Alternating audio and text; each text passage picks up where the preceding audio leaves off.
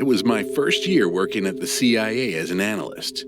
I moved into a decent one-bedroom apartment in a good area of Langley. It wasn't fancy, but it had everything I needed, and it was close to work, where I knew I'd be spending most of my time. About a week or 10 days later, I get home late at night. I order a pizza because whatever food I have in the fridge is past its expiration date, so I'm sitting there watching TV and really just zoning out, trying not to think of work since I'm finding the work pretty consuming. And as I'm watching the Steelers game, I think I see something out of the corner of my eye, a silhouette. I turn to look and nothing's there. So I turn back to the TV and continue watching the game.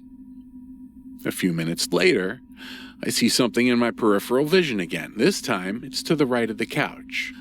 I look, and for a split second, I think I see a man, or the outline of a man, wearing a suit and hat.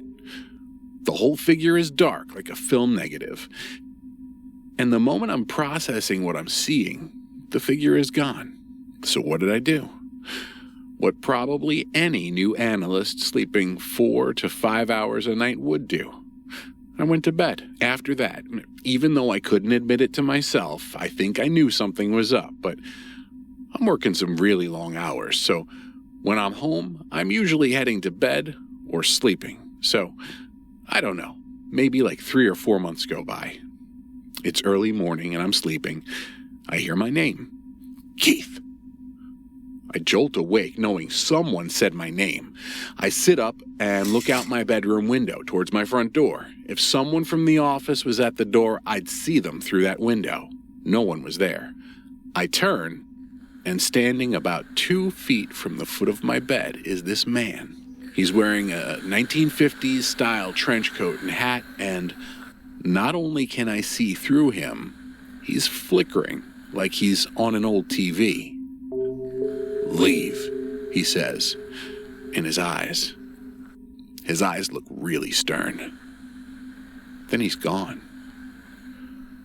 After that, my attitude about the presence changed. It was like I was trying to be ready for the next time I'd see him. And it's kind of funny, but I kept thinking, I hope he doesn't visit me in the shower. So a few more weeks go by, and by this time I'm thinking, maybe he's gone. But the moment I think it, I tell myself to stay ready because maybe I'll see him tonight or tomorrow. So it's 7 a.m, and I'm getting dressed for work.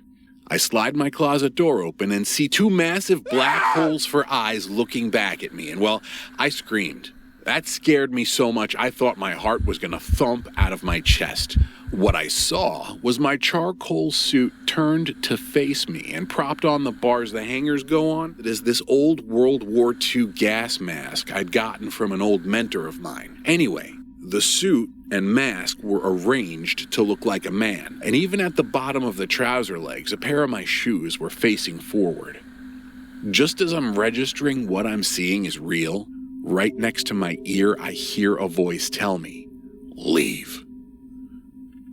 At this point, I get worked up. I start saying, "Why don't you show yourself then?" I'm saying this stuff standing there in my boxer briefs and pulled up socks, looking like a dumbass making a show of strength. But I'm really hoping the man in the hat doesn't suddenly materialize.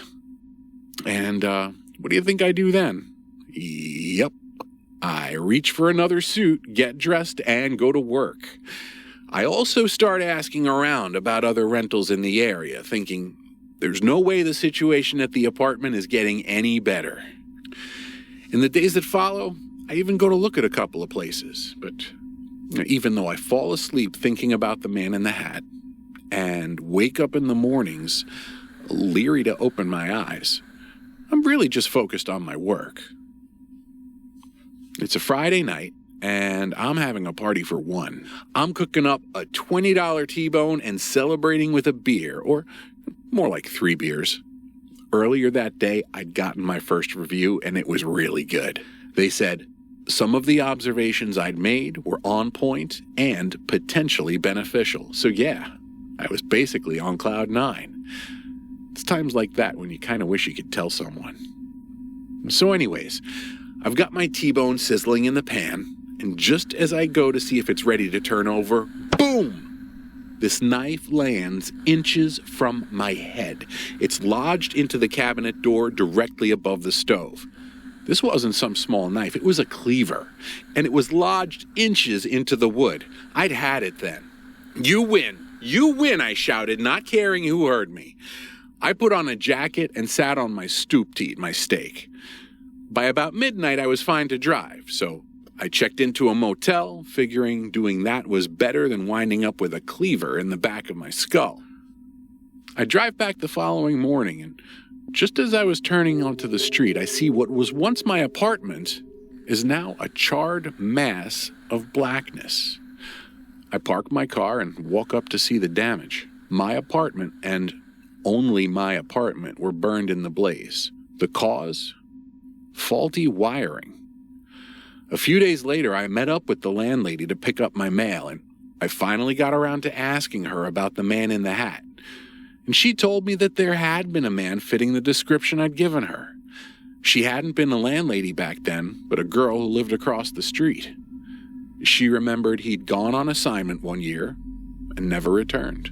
Well, were it not for the man in the hat, I wouldn't be here today. So, despite everything that happened, and the fact that I'm someone who now knows these kind of things happen, I'm glad, really glad the man in the hat warned me and that he thought I was worth saving.